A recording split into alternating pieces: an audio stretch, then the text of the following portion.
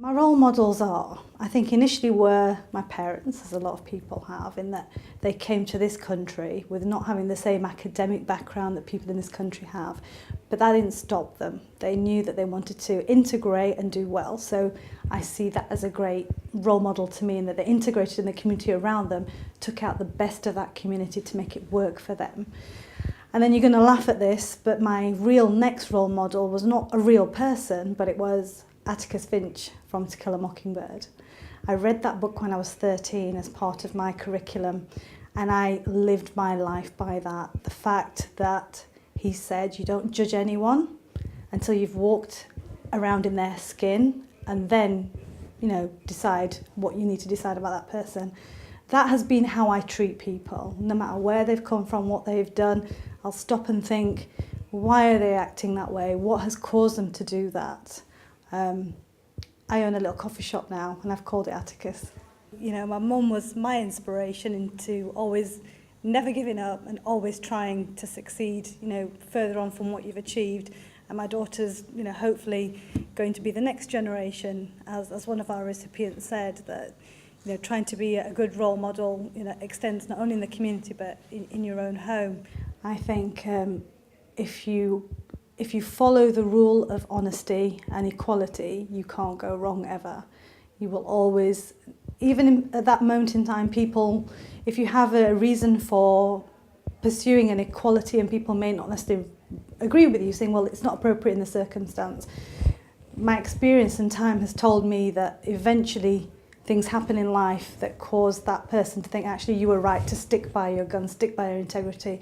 And let's face it, in the profession I'm in, there's enough chances every day to sort of tread the fine line between, honesty and not honesty, but always choose integrity, because it always catches up with you.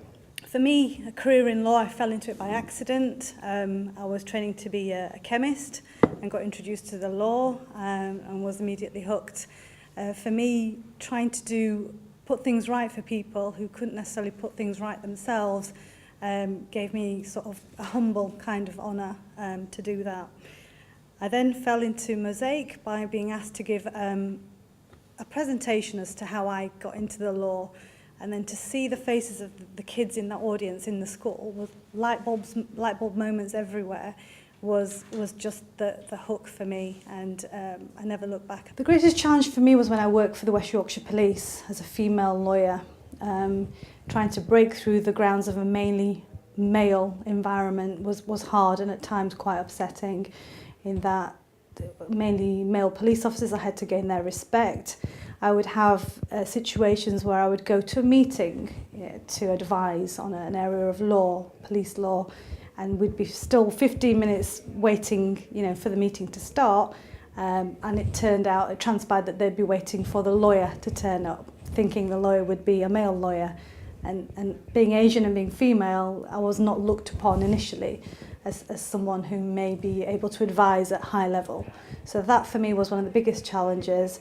And I think I'd like to say I overcame that, because we then had a system implemented where people would, our customers were the police officers, and we had feedback forms, and I scored quite highly on that. In the way I dealt with them, I gained their respect by making applications and winning applications.